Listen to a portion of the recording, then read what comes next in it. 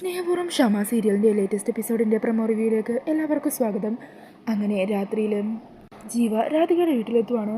അവിടെ ചെടികൾക്കിടയിൽ മറഞ്ഞു നിൽക്കുവാണ് കേട്ടോ ജീവ. ഈ സമയം വിളക്ക് വെക്കാനായിട്ട് അവിടെ എത്തുന്ന രാധിക ജീവയെ കണ്ട് ഷോക്കാക്കുവാണ്. ഈ സമയം ജീവ വീണ്ടും തൻ്റെ മനസ്സിലെ പ്രണയം രാധികയോട് തുറന്നു പറയുക. എനിക്ക് ഇയാളെ ഒത്തിരി ഇഷ്ടം, ഒരിക്കലും എനിക്ക് തന്നെ മറക്കാൻ പറ്റില്ല. ഞാൻ കല്യാണാലോചനയായിട്ട് തൻ്റെ വീട്ടിലേക്ക് വന്നു കഴിഞ്ഞാൽ താ സമ്മതം പറയുമോ?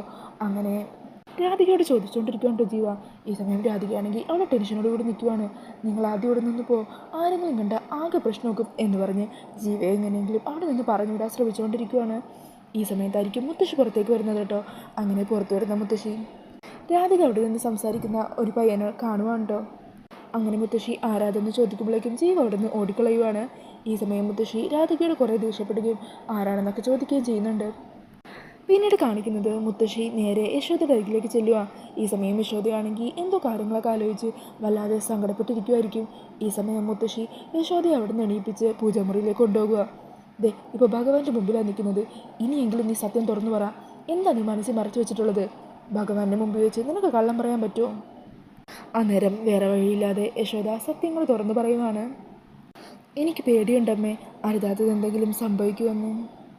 അങ്ങനെ യശോദ പറഞ്ഞതെല്ലാം കേട്ട് മുത്തശ്ശി ദേഷ്യത്തിൽ രാധികയുടെ അരികിലേക്ക് ചെല്ലുവാണ്ടോ. റൂമിലിരിക്കുന്ന രാധികയെ വലിച്ചഴിച്ച് പുറത്തേക്ക് കൊണ്ടുവരുവാണ് മുത്തശ്ശി. എന്നിട്ട് മുറ്റത്തേക്ക് ഒറ്റ തള്ളിയിടുവാണ്ടോ. ഈ സമയം ഈ കാഴ്ച കണ്ടായിരിക്കും ദേവൻ അങ്ങോട്ടേക്ക് തിരിച്ചെത്തുന്നത്. അങ്ങനെ താഴെ വീണ് കിടക്കുന്ന രാധികയെ എണീപ്പിച്ച് ചേർത്ത് നിർത്തുവാണ് ദേവൻ. അപ്പോൾ ഇതാണ് കേട്ടോ ലേറ്റസ്റ്റ് എപ്പിസോഡിൻ്റെ പ്രൊമോയിൽ കാണിച്ചിരിക്കുന്നത്. ഈ ഒരു പ്രൊമോ റിവ്യൂ ഇഷ്ടമായിട്ടുണ്ടെങ്കിൽ മറക്കാതെ വീഡിയോ ഒന്ന് ലൈക്ക് ചെയ്യണേ. ഇതുപോലുള്ള കൂടുതൽ റിവ്യൂസിനായിട്ട് ഈ ചാനലൊന്ന് സബ്സ്ക്രൈബ് ചെയ്തും കൂടി സപ്പോർട്ട് ചെയ്യണേ. താങ്ക്